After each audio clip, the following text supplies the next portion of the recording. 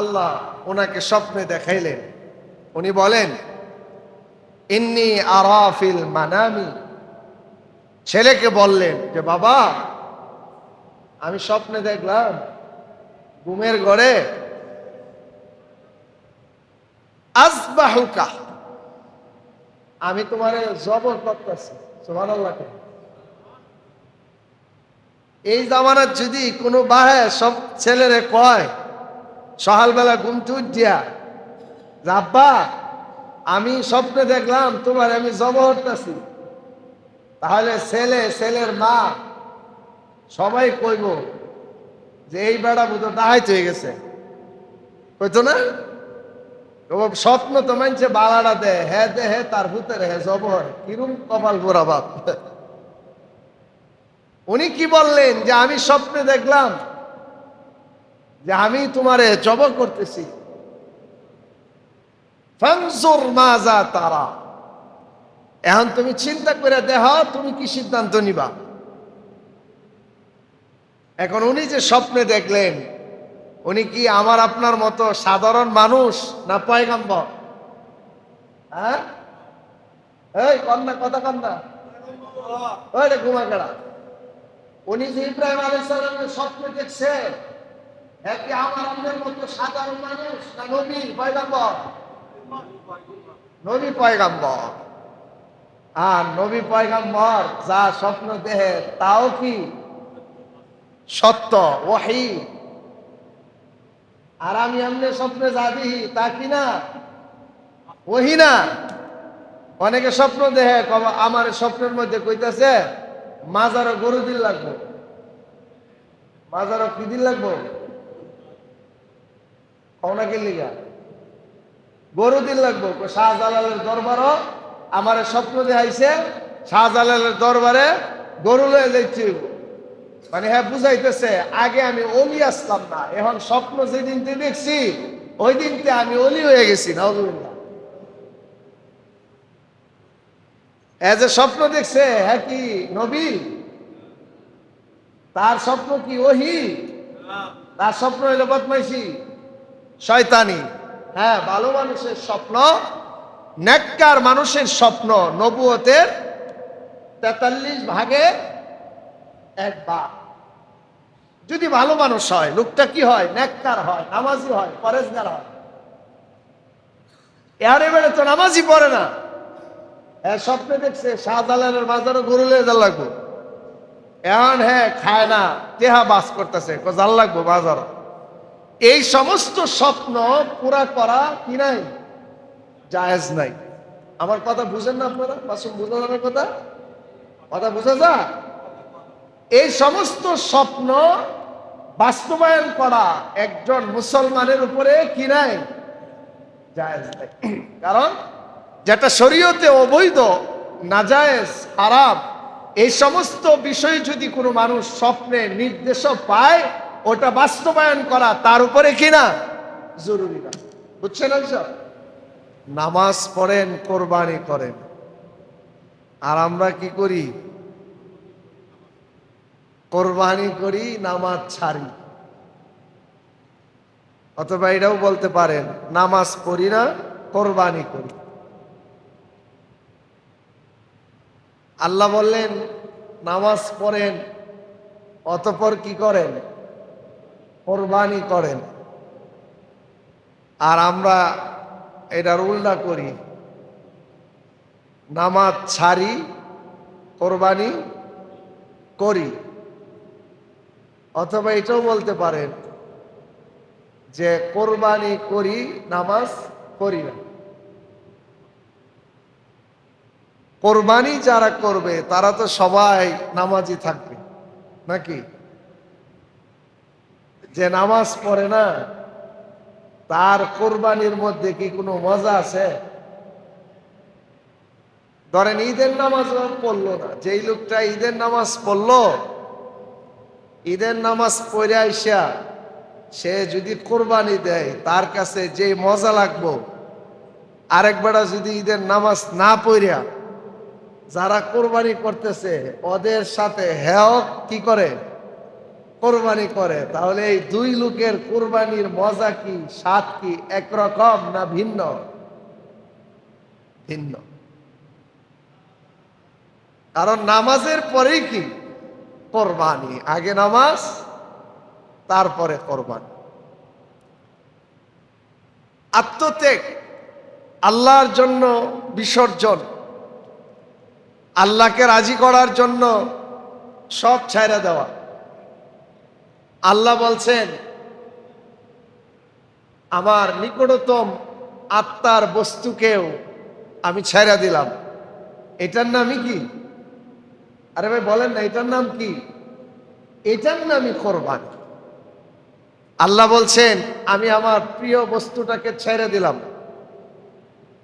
আল্লাহ বলছেন, আমার অপছন্দের জিনিসটাও আমি গ্রহণ করে নিলাম। আমার পছন্দ আর অপছন্দ এটা আমার ব্যক্তিগত না, এটা কার নির্দেশে হবে? আল্লাহর নির্দেশ।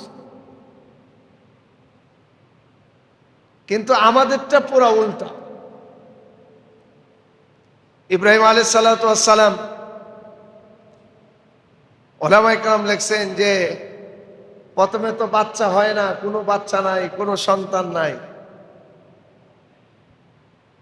অনেক পরে আল্লাহ পাক একটা ছেলে দিলেন। এই সন্তান পায়া এটা একটা বাবার অনুভূতি, একটা মা বাবা, একটা স্বামী স্ত্রীর অনুভূতি। যখন কোনো বাচ্চা হয় না, দীর্ঘদিন পরে যদি হঠাৎ করে একটা বাচ্চা হয়ে যায়, তাহলে ওই মা বাবা বুঝতে পারেন এটা যে কেমন শক্তিশালী একটা মোহাব্বতের বন্ধন। বাচ্চা হয় না, অনেক দিন পরে হয়ে গেছে, বয়স হয়ে গেছে, এরপরে বাচ্চা হয়ে গেছে। বাচ্চা যখন হয়ে গেল, এখন পরীক্ষা শুরু। আল্লাহ চাচ্ছেন তার এই প্রিয় বস্তুর মাধ্যমে আমি আল্লাহ তাকে আমি পরীক্ষা করব।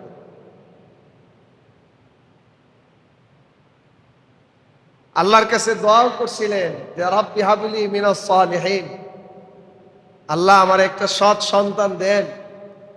আমি নবী, আমার বাচ্চা নাই, এটা কেমন লাগে?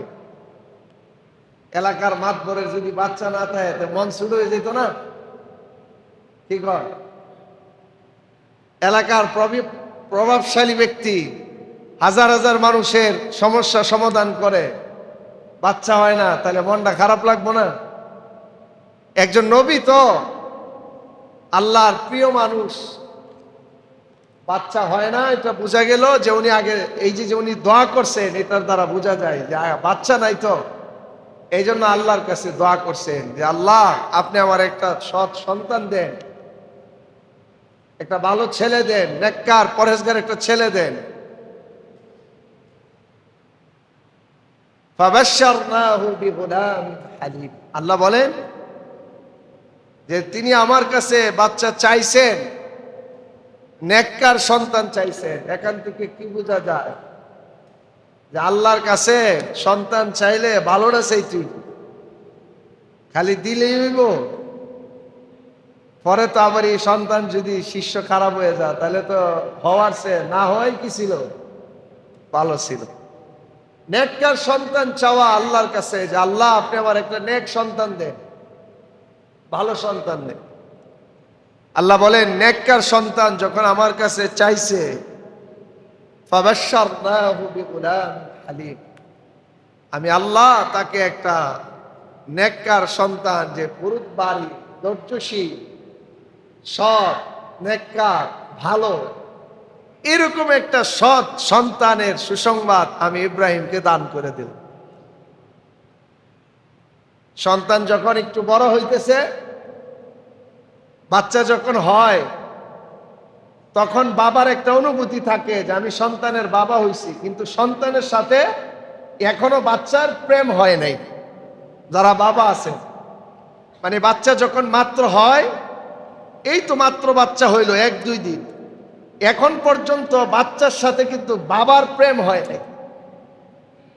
হইছে এতটুকু, হ্যাঁ আমার একটা ছেলে হয়েছে, আমার একটা সন্তান হয়েছে। ফালাম্মা বালাগা মাআহু সায়া,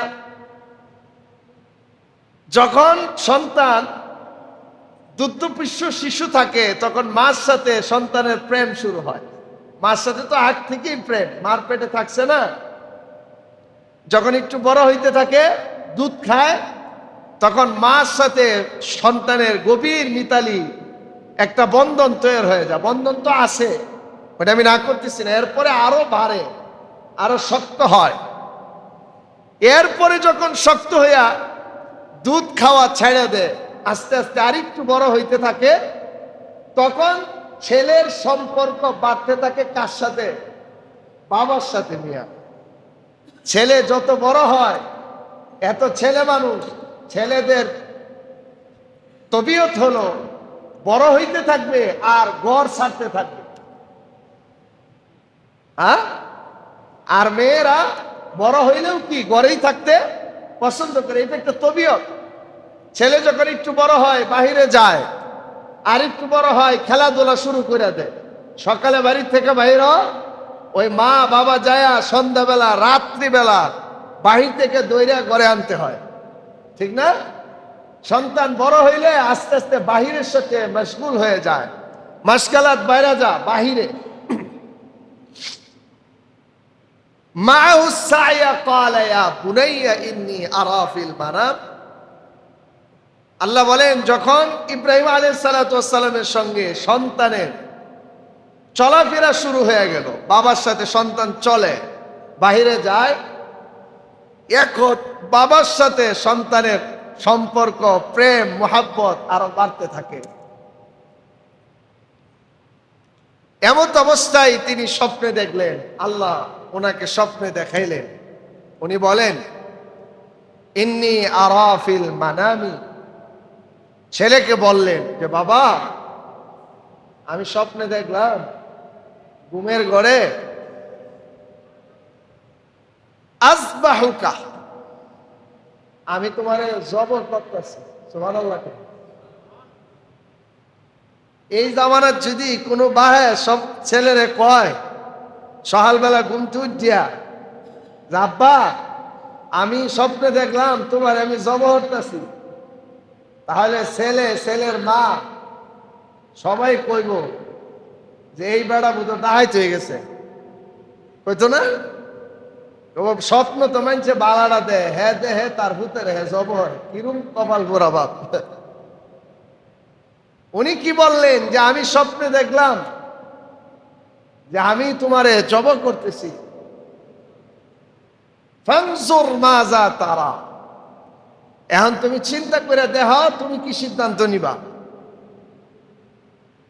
এখন উনি যে স্বপ্নে দেখলেন, উনি কি আমার আপনার মতো সাধারণ মানুষ না পয়গম্বর?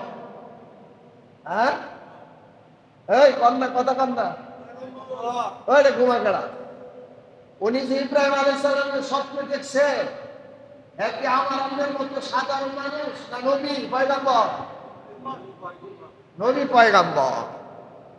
আর নবী পয়গম্বর যা স্বপ্ন দেখে তাও কি সত্য, ওহী। আর আমি আমনে স্বপ্নে যা দেখি তা কি না ওহী না। অনেকে স্বপ্ন দেখে, আমার স্বপ্নের মধ্যে কইতাছে মাজারও গরু দিন লাগবো, মাজারও কি দিন লাগবো, কওনাকে লিগা গরু দিন লাগবো। শাহজালালের দরবারও আমার স্বপ্ন দেখাইছে, শাহজালালের দরবারে গরু লয়ে যাইছি। মানে হ্যাঁ বুঝাইতেছে আগে আমি অলি আসলাম না, এখন স্বপ্ন যেদিন দেখছি ওই দিনতে আমি অলি হয়ে গেছি। নাউজুবিল্লাহ। যে স্বপ্ন দেখছে হ্যাঁ কি নবী, তার স্বপ্ন কি ওহী? তার স্বপ্ন হইল বদমাইশি, শয়তানি। হ্যাঁ, ভালো মানুষের স্বপ্ন, নেককার মানুষের স্বপ্ন নবুয়তের 43 ভাগে 1 ভাগ। যদি ভালো মানুষ হয়, লোকটা কি হয়? নেককার হয়, নামাজি হয়, পরেজগার হয়। এবারে বেড়ে তো নামাজি পড়ে না, হ্যাঁ স্বপ্নে দেখছে শাহজালালের মাজারও গরু লয়ে যাওয়া লাগবো, এখন হ্যাঁ খায় না, টেহা বাস করতেছে, জাল লাগবো বাজার। এই সমস্ত স্বপ্ন পুরা করা কি নাই, জায়েজ নাই। আমার কথা বুঝেন না আপনারা? মাসুম, বুঝা যাবে কথা? কথা বুঝা যা? এই সমস্ত স্বপ্ন বাস্তবায়ন করা একজন মুসলমানের উপরে কি নাই, জায়েজ নাই। কারণ যেটা শরীয়তে অবৈধ, নাজায়েজ, হারাম, এই সমস্ত বিষয় যদি কোনো মানুষ স্বপ্নে নির্দেশ পায়, ওটা বাস্তবায়ন করা তার উপরে কিনা জরুরি না। বুঝছেন?